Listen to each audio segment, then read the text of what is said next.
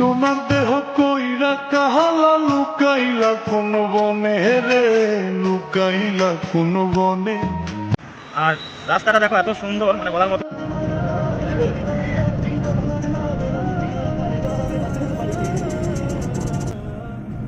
এখানে শুধু ফ্লাইওভার, কলকাতাতে ফ্লাইওভার এত পরিমাপ মানে বলার মতো না। অনেক সময় রোড শর্টকাট হয়ে যায়, আবার অনেক সময় এই ফ্লাইওভারের জন্যই খুব দেরি হয়, কারণ উপরে জাম লেগে গেলে ছাড়তে চায় না, নিচের জাম বা ছাড়ে, আর উপরের জাম একদম ছাড়তে চায় না।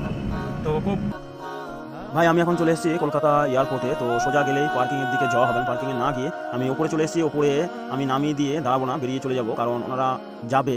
আর ওই জন্য আমি দেখলাম যে ওপরে নামিয়ে দিলে আমি তাড়াতাড়ি বাড়ি যেতে পারবো, তার জন্য উপরে চলে আসলাম। উপরের জায়গাটা এত সুন্দর, মানে বলার মতো না আর কি। এই দেখো এইদিকে সব গাড়ি বাঁদিকে দাঁড়িয়ে আছে, মানে সবাই নামাচ্ছে আর কি। তো এখানে টাইম হচ্ছে 7 মিনিট। তো 7 মিনিট পর 500 টাকা ফাইন নেয়, তার জন্য বেশিক্ষণ দাঁড়াবো না। তো এই সামনে বাঁদিকে গেটে দাঁড়িয়ে বেরিয়ে চলে যাই। তো চলো দোস্ত, welcome to my YouTube channel. আমি মাঝে চলে এসেছি নতুন একটা ভিডিওতে। ভিডিওটা হলো আমি এসেছিলাম কলকাতা দমদম এয়ারপোর্টে। তো এয়ারপোর্টে নামিয়ে দিয়ে আমি এখন বেরিয়ে যাচ্ছি। তো এইদিকে এটা হলো এয়ারপোর্টের যে পার্কিংটা, তো এত সুন্দর, মানে বলার মতো না আর কি। আর এগুলাই হচ্ছে মানে গেট নাম্বার। এখানেই যত লোকজন যাওয়া আসা করে তাদেরকে নামিয়ে দেওয়া হয়। এখানে উপরে টাইম হচ্ছে গাড়ির 7 মিনিট, আর যদি 7 মিনিটের মধ্যে যদি বেরিয়ে না যেতে পারো তাহলে 500 টাকা ফাইন নেয়। তো তার জন্য আমার নামিয়ে দেওয়ার পর টাইম শেষ হয়ে গেছে, মানে শেষের দিকে আর কি। তো আমি এখন বেরিয়ে যাচ্ছি বাড়ির দিকে। তো চলো ভিডিওটা দেখতে থাকো, খুব ধামাকাদার একটা ভিডিও। তো পুরো ভিডিওটা দেখো। এত সুন্দর মানে এয়ারপোর্টের দৃশ্যটা, যদি কোনোদিন না আসো, সামনাসামনি না আসে দেখলে ভালো বুঝবে না। তার জন্য এয়ারপোর্টে যদি এসে দেখো, এত সুন্দর মানে ফটোশ্যুট করার মতো জায়গা আর কি। তো দোস্ত, আমি এখন ভিআইপি রোডে। তো আমি এই সামনে থেকে ইউটার্ন নেব। ইউটার্ন নিয়ে, এটাও NH 34-এর ফোর। তো আমি ওই দিকের ইউটার্ন নিয়ে মানে আমি বহরমপুরের রোডটা ধরে নেবো। তা দেখতে থাকো।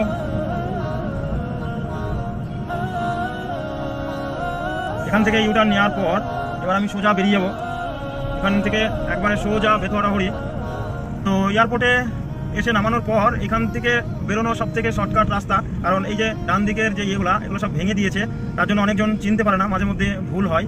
তো একদম সোজা এয়ারপোর্টে আসা, একদম সোজা মানে NH 34 ধরলে একদম সোজা দমদম এয়ারপোর্টে চলে আসবে। তো ভিডিও দেখতে থাকো। আর এখান থেকে আমি ইউটার্ন নেব। ডান দিকে ইউটার্ন নেওয়ার পর একবারে সোজা বেরিয়ে যাব।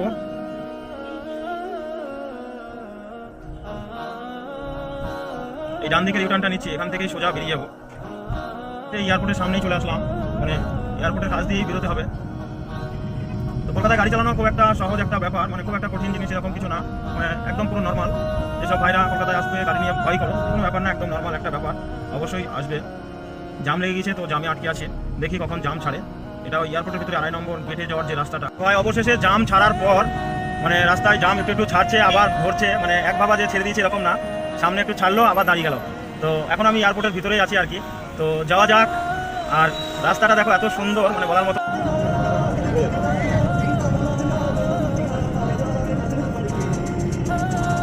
না আর কি।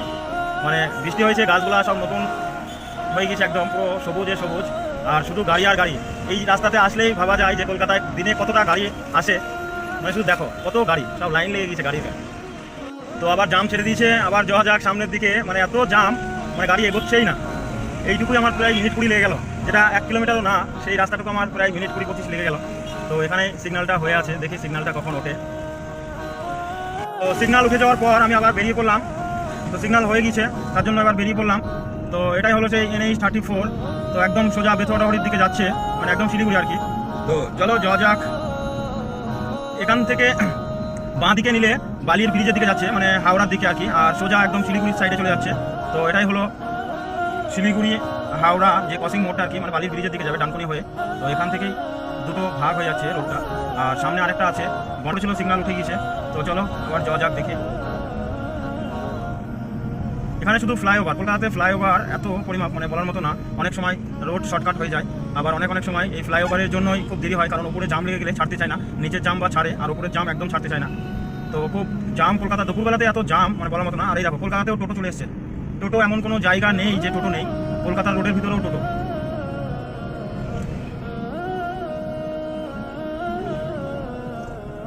আমার যে রাস্তার সাইডে ডান দিকটা দেখাচ্ছে আর কি, ডান দিকটা পুরোটাই হচ্ছে এয়ারপোর্টের যে ফ্লাইট ল্যান্ড হয় যে মাঠ আর কি, সেই মাঠটাই আর কি এই ডান দিকের এই সাইডগুলো সব।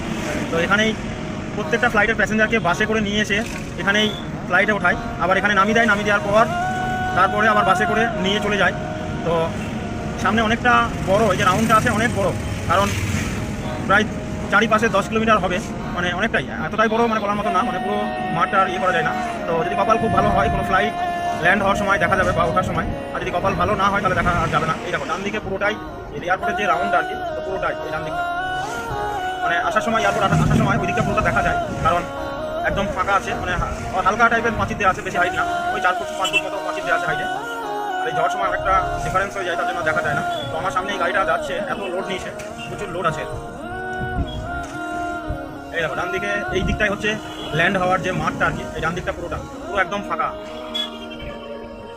গাড়ির চাপও দুপুরবেলাতে কলকাতাতে খুব একটু বেশি আছে, মানে এতটাই চাপ যে রাস্তায় মানে বারবার সিগন্যাল হচ্ছে, গাড়ির চাপ বেশি বলে তার জন্য সিগন্যালগুলো একটু বেশিই পড়ছে। তো আবার এদিকে মেট্রো ট্রেনের জন্য কাজও চলছে, মেট্রো হবে, তার জন্য এই ডান দিকে যে কাজগুলো। কলকাতায় এত জাম মানে অনেকদিন আমি দেখিনি, তো আজকে অনেকদিন পর আবার দেখলাম এতটা জাম, মানে প্রচণ্ড হারে জাম, মানে গাড়ি নিয়ে চালানো খুব মানে কষ্ট হয়ে যাচ্ছে। একবার জাম ছাড়ছে আবার ধরছে, মানে এত জাম হচ্ছে, মানে কি বলবো আর কি।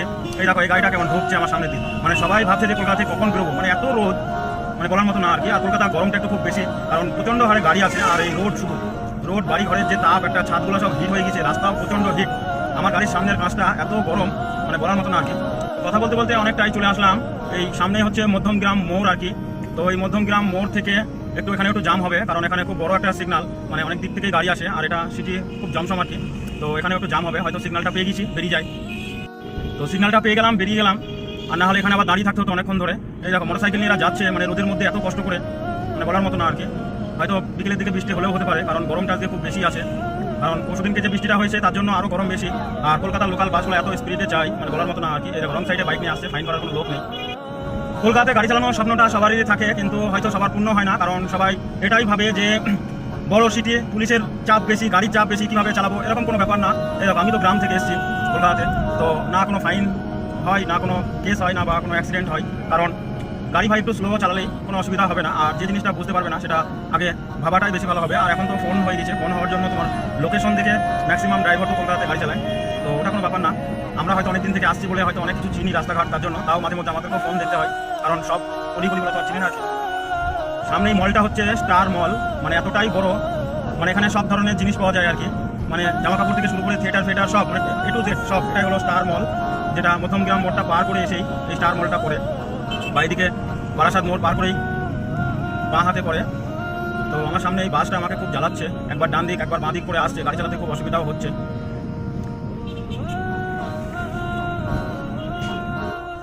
এখানে ইংলিশ মিডিয়াম স্কুলটা আছে, এই একটু পরই ছুটি হবে, তো ছুটি হয়ে গেছে, তো এখানে প্রচণ্ড জাম হয়, মানে এতটাই জাম হয়, মানে বলার মতো না আর কি। মানে স্কুলের বাচ্চাগুলো সব বের হয়, এরাও কী করছে রাস্তার মাঝখানে, মানে মানুষকে আর বলে আর পারলাম না, এত মানে যখন তখন যেখানে সেখানে হুটহাট করে ঢুকিয়ে দিতে পারলেই হলো।